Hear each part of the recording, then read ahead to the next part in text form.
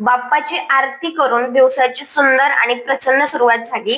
नमस्कार मंडळी, क्षण दिवसाचा आणि आज आवाज ऐका संस्की आणि आद्याचा. मुझको प्यारो पूछूंगी तुझसे कभी ना चाहूं मैं या ना तेरे ख्वाबों में अब जीना चाहूं मैं क्यों ना तुम ही पसंद उसको दोबारा हम न देखेंगे, तेरी सूरत ना हो जिसमें हो, तेरी सूरत ना हो जिसमें वो शीशा तोड़ देंगे हम अगर तुम मिल जाओ, जमाना छोड़ देंगे हम. हे दोघ जण येणे मस्त मनसोक्त गाणं म्हणत होते, कारण डिपार्टमेंटला आमच्या चौघांशिवाय कोणच नव्हतं. सगळा अंधार आणि काळोख होता.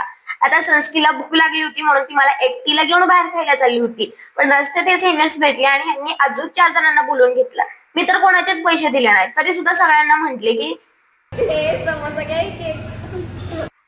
हे दोघ जण मॅचिंग शर्ट घालून आलते म्हणून फोटो काढत होते, पण त्यांना पोजच द्यायला येत नव्हती म्हणून बिचाऱ्या मृण्मयीची चिडचिड होत होती आणि त्यांना फोटो काढताना बघून तिने सुद्धा फोटोज काढले. ह्या वैभ्याला व्हिडिओ मध्ये घेतला तरी प्रॉब्लेम, नाही घेतला तरी प्रॉब्लेम. आता बिचारी मी करावं तरी काय. सिनियरच्या सायलीचा आज उपवास होता आणि तिला असं सांगण्यात आलं की या टाकीमध्ये पाल आहे, आणि हे ऐकल्यानंतर मृण्मय आणि सायलीची रिॲक्शन अशी होती की सायली त्या पाण्यातलं 2 घूट पाणी पिली होती म्हणून तिला जरा कसतरी होत होतं. संस्कीला कुत्र्याचं पिल्लू दिसलं म्हणून तिने त्यांच्यासाठी बिस्किट घेतलं, पण ते खातच नव्हतं. यशा नाद्याला भूक लागली होती म्हणून त्यांच्यासाठी सटारपटार कुरकुरे खायला घेऊन आलो, आणि आज आमचं एकही लेक्चर झालं नाही. या खुशीमध्ये संस्कीला सापडलेले 2 फुगे तिने फटादिशी फोडून टाकले आणि छोटस सेलिब्रेशन केलं.